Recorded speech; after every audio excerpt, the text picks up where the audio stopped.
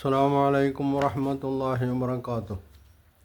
അൽഹംദുലില്ലാഹി വസ്സലാത്തു വസ്സലാമു അലാ റസൂലില്ലാഹ് വഅലാ ആലിഹി വസഹ്ബിഹി അൽ ഫായിസീന ബിറളില്ലാഹി അമ്മാ ബഅദ്. സഹോദരങ്ങളെ, ഇനി നമ്മളെ ജബ്ബാർ പറയുന്ന സംഗതി മുഹമ്മദിൻ്റെ ഈ വൈകല്യങ്ങളെല്ലാം, അതായത് നേരത്തെ പറഞ്ഞ കഴിഞ്ഞ എപ്പിസോഡിൽ പറഞ്ഞ ഭാഷ ഉപയോഗിക്കുന്നതിൽ ഒരു ക്രമവുമില്ല, പ്രാസമൊപ്പിക്കാൻ വേണ്ടി ഇല്ലാത്ത പദം കൊണ്ടുവന്ന് ഒട്ടിക്കുക, ഉള്ള പദം വികൃതമാക്കുക എന്നൊക്കെയാണല്ലോ ജബ്ബാർ പറഞ്ഞത്. അപ്പോൾ ഇത് മുഹമ്മദിൻ്റെ വൈകല്യമാണ്, ആദ്യകാലത്തുണ്ടായ വൈകല്യം. അപ്പോൾ ഈ വൈകല്യം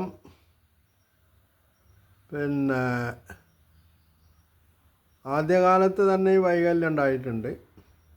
അതുകൊണ്ട് തന്നെ ഖുർആൻ എന്ന് പറയുന്നത് ദൈവത്തിൻ്റെ ഗ്രന്ഥം എന്ന് പറഞ്ഞ് അന്നത് പോയിട്ട്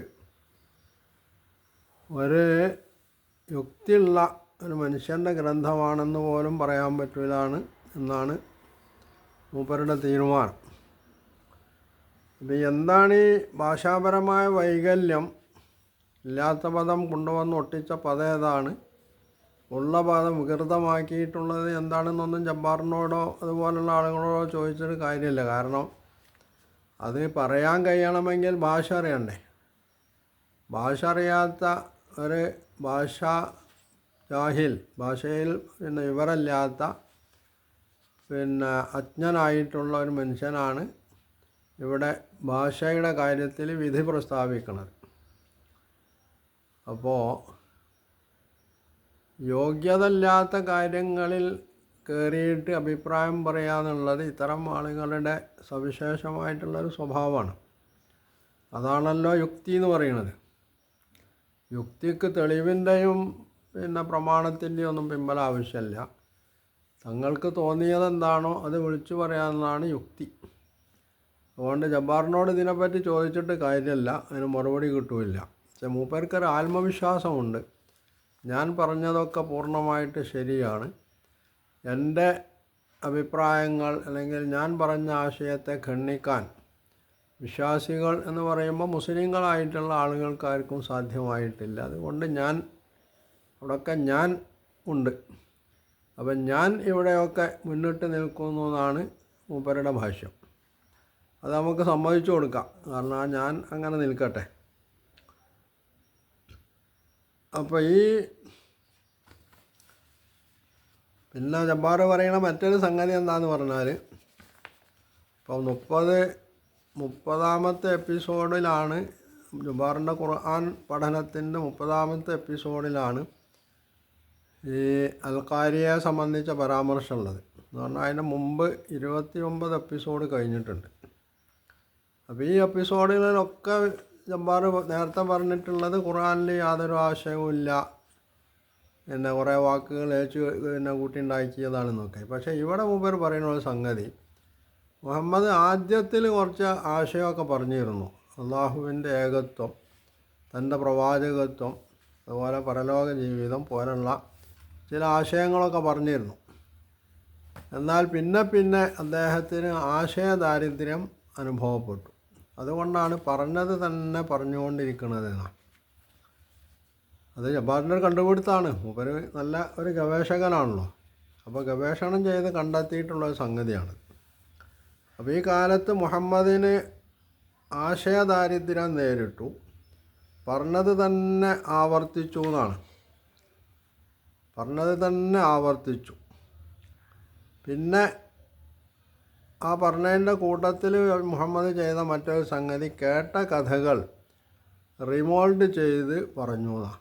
അതായത് അറേബ്യയിൽ പ്രചാരത്തിലുണ്ടായിരുന്ന ചില കഥകൾ അത് നബി സല്ലല്ലാഹു അലൈഹി വസല്ലമ ഒന്ന് തട്ടിക്കുടഞ്ഞ് പരിഷ്കരിച്ചിട്ട് അതിന് ചില പൊടിപ്പും തൊങ്ങലുമൊക്കെ വെച്ച് പറഞ്ഞു.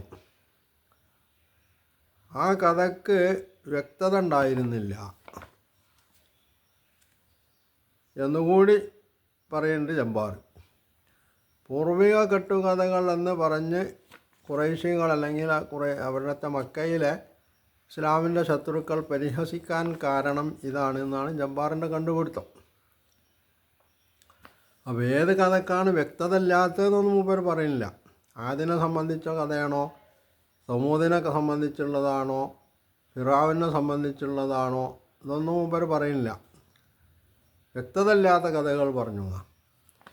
ഒന്നാമതായിട്ട് ഈ സംഗതിയിലുള്ള ജബ്ബാർ തട്ടിവിടുന്ന വിഡിത്തം എന്ന് പറയുന്നത്, ഖുറൈശികൾ ഈ കഥകളെ സംബന്ധിച്ചല്ല അസാത്തീറുൽ അവ്വലീൻ, പൂർവികന്മാരുടെ കെട്ടുകഥ എന്ന് പറഞ്ഞിട്ടുള്ളത്.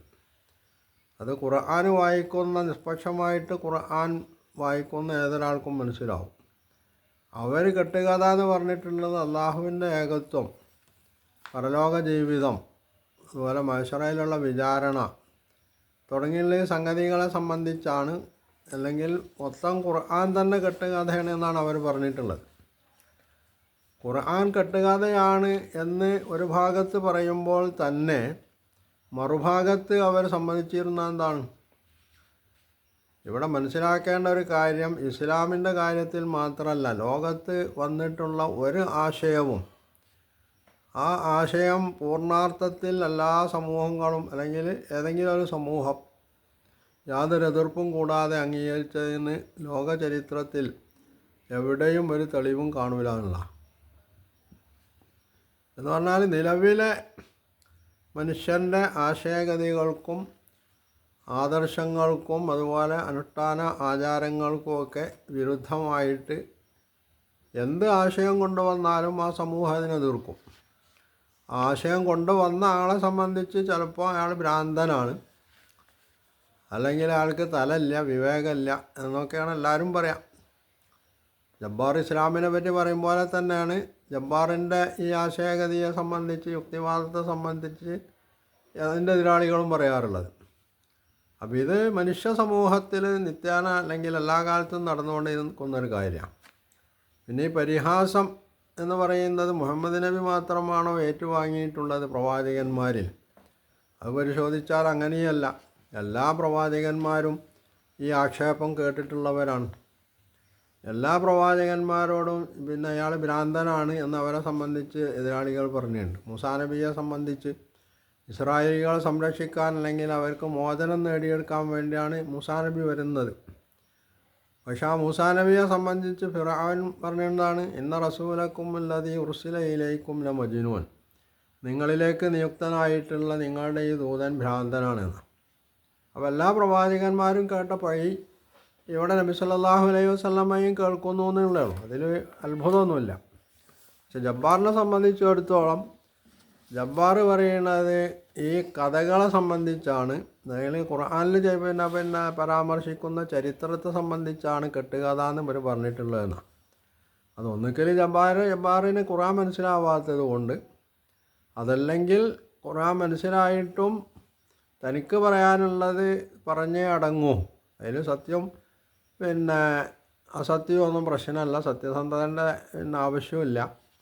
കാരണം താനൊരു യുക്തിവാദി ആയതുകൊണ്ട് ഖുർആൻ എതിർക്കുക, അതിനൊന്ന് പൊളിച്ചെടുക്കാനുള്ളതാണ് തൻ്റെ ജീവിത ലക്ഷ്യം. ആ ലക്ഷ്യം സാധിക്കാൻ വേണ്ടി എന്തും കളവും പറയാം. ഇതാണ് ജബ്ബാർ പറയുന്നത്.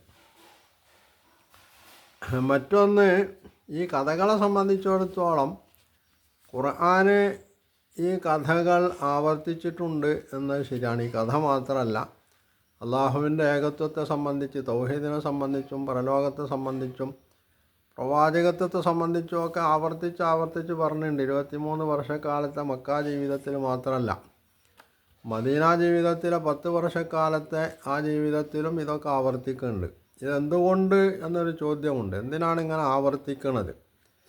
ഇവിടെ ഖുർആൻ എന്ന് പറയുന്നത് ഒരു അക്കാഡമിക ഗ്രന്ഥമല്ല എന്നുള്ളത് ഇസ്ലാമിൻ്റെ അനുകൂലികളായാലും പ്രതികൂലികളായാലും മനസ്സിലാക്കേണ്ട, അനിവാര്യമായി മനസ്സിലാക്കേണ്ട ഒരു കാര്യമാണ്. അത് മനസ്സിലാക്കാൻ കൂട്ടാക്കാത്തവരെ സംബന്ധിച്ച് ഇങ്ങനെ പെച്ചും പേയും പറഞ്ഞുകൊണ്ടിരിക്കാനുള്ളത് അവരുടെ ഒരു മനോരോഗമായിട്ടേ നമുക്ക് മനസ്സിലാക്കാൻ കഴിയുള്ളൂ.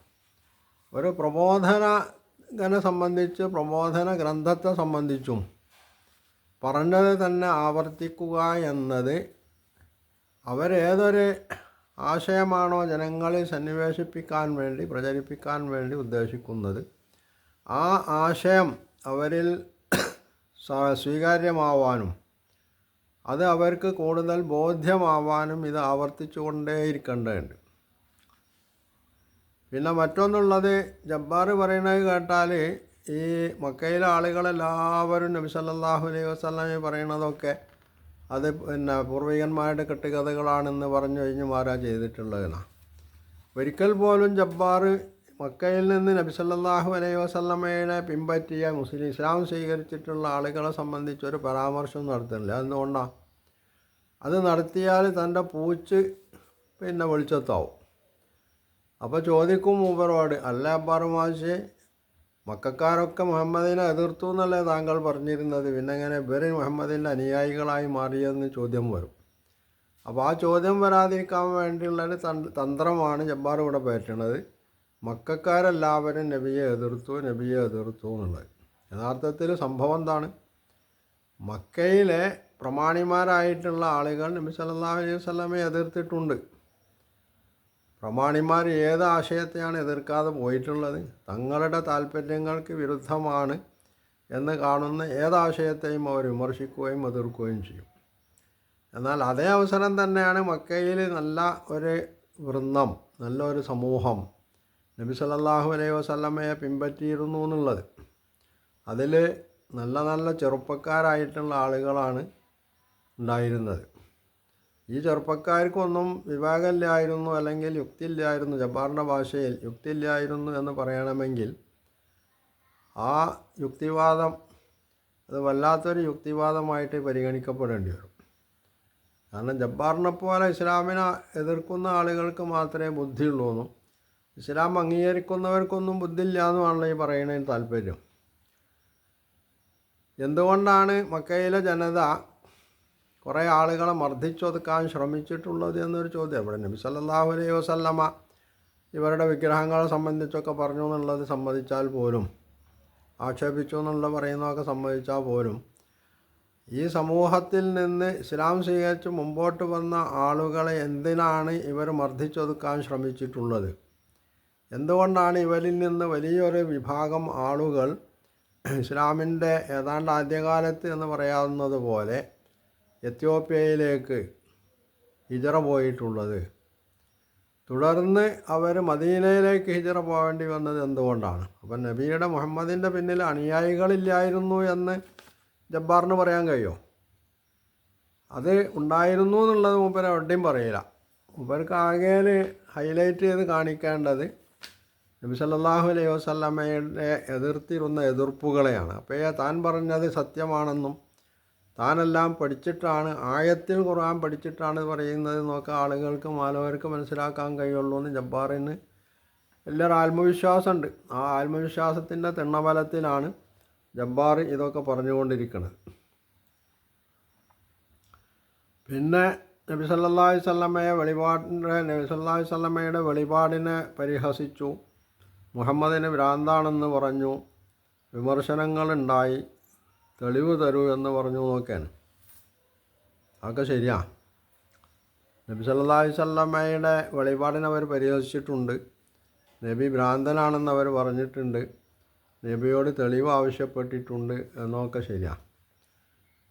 യഥാർത്ഥത്തിൽ അവരുടെ സമീപനം എന്തായിരുന്നു എന്നത് ചരിത്രം വായിച്ചാൽ, അല്ലെങ്കിൽ ഖുർആൻ തന്നെ വായിച്ചാൽ മനസ്സിലാക്കാൻ കഴിയുന്നൊരു സംഗതിയാണ്. അവർക്ക് ബോധ്യമായിട്ടുള്ള ഒരു സംഗതിയെ സംബന്ധിച്ചാണ്, അതിൻ്റെ കാര്യത്തിലാണ് അവർ ഈ ശാഠ്യം പിടിക്കുന്നത്. മുഹമ്മദ് അദ്ദേഹം സത്യസന്ധനാണെന്നും അദ്ദേഹം പറയുന്നത് ശരിയാണെന്നും ഖുർആൻ എന്ന് പറയുന്നത് മുഹമ്മദിൻ്റെ കൃതിയല്ല എന്നും ബോധ്യമുള്ള ഈ ആളുകൾ തങ്ങളുടെ താല്പര്യങ്ങൾക്ക് വിരുദ്ധമായി തങ്ങൾ വച്ച് പുലർത്തുന്ന വിശ്വാസാചാരങ്ങൾക്ക് വിരുദ്ധമാണ് മുഹമ്മദ് പറയുന്നത് എന്നതുകൊണ്ട് മാത്രം, അതുപോലെ തന്നെ മക്കയിൽ തങ്ങളുടെ ആധിപത്യവും ഇതൊന്നും അംഗീകരിക്കാൻ കൂട്ടാക്കാത്ത മുഹമ്മദിനെ വെച്ച് പൊറുപ്പിക്കാൻ പാടില്ല എന്നുള്ള ആ ഒരു ഉദ്ദേശത്തോടു കൂടിയാണ് ഇവർ നബി സല്ലല്ലാഹു അലൈഹി വസല്ലമയെ എതിർക്കുകയും അദ്ദേഹത്തെ ഭ്രാന്തനായിട്ട് ചിത്രീകരിക്കുകയും പരിഹസിക്കുകയും ഒക്കെ ചെയ്തിട്ടുള്ളത്. എന്നല്ലാതെ ഈ ദുശാഠ്യക്കാരായിട്ടുള്ള ആളുകൾ സത്യം ബോധ്യപ്പെടാത്തത് കൊണ്ടല്ല. അതുകൊണ്ടാണ് ഈ ആക്ഷേപങ്ങളും ആരോപണങ്ങളൊക്കെ ഉന്നയിക്കുമ്പോഴും അവരിൽ തന്നെയുള്ള വലീദ് ബിൻ മുഗീറ പോലുള്ള ആളുകളൊക്കെ ഖുർആനെ സംബന്ധിച്ച് പറഞ്ഞിട്ടുള്ള എന്താണ്? ഖുർആൻ എന്ന് പറയുന്നത് അതൊരു സാധാരണ ഗ്രന്ഥമല്ല, ഇത് മുഹമ്മദിൻ്റെ കൃതിയല്ല. ഇന്ന ലഹു തിലാവ, അതിന് ഒരു തിലാവത്തുണ്ട്. തിലാവത്ത് എന്ന് പറഞ്ഞിട്ടുണ്ടെങ്കിൽ ശ്രീ എന്ന് പറഞ്ഞാൽ സൗന്ദര്യം, പ്രകാശം എന്നൊക്കെ പറയാം. അതുപോലെ തന്നെ ഖുർആനിൻ്റെ വേരുകൾ വളരെ ആഴത്തിൽ ആണ്ടിറങ്ങിയിട്ടുള്ളതാണ്. അതിൻ്റെ ശാഖകൾ, ചില്ലകൾ ആകാശത്തിൽ പന്തലിച്ച് നിൽക്കുന്നതാണ്. അത് അതിൻ്റേതായിട്ടുള്ള സൽഫലം നൽകും എന്ന് പറഞ്ഞത് എല്ലാ കാലത്തും നബിയെ വിമർശിക്കുകയും എതിർക്കുകയും ചെയ്തിട്ടുള്ള വലീദ് ബിൻ മുഗീറയാണ്. അല്ലെങ്കിൽ വലീദ് ബിൻ മുഗീറയെ പോലുള്ള ആളുകളാണ് ഇതൊക്കെ പറഞ്ഞിട്ടുള്ളത്. ഇതൊന്നും ജബ്ബാറിൻ്റെ കണ്ണിൽ പെടില്ല, ജബ്ബാറിൻ്റെ വായനയിൽ അത് വരേണ്ട കാര്യമില്ല. കാരണം മൂപ്പർക്ക് അതല്ലല്ലോ ആവശ്യമായിട്ടുള്ളത്. അതുകൊണ്ട് മൂപ്പർക്ക് ആവശ്യമായിട്ടുള്ളത് മൂപ്പർ പെറുക്കിയെടുക്കുന്നു എന്ന് മാത്രമേ ഉള്ളൂ. അങ്ങനെയാണല്ലോ ചില മനുഷ്യന്മാരുണ്ട്, ഈച്ചയെപ്പോലെയാണ് അവർ. ഈച്ച പറഞ്ഞാൽ രണ്ട് തരം ഈച്ച ഉണ്ട്, തേനീച്ച ഉണ്ട്, സാധാരണ ഈച്ചയുണ്ട്. തേനീച്ച പൂമ്പൊഴിയും തേനും അത് വൃത്തികെട്ട സ്ഥലത്ത് നിന്നാണെങ്കിലും അതിനുള്ള നല്ലതാണ് തേനീച്ച വലിച്ചെടുക്കുക.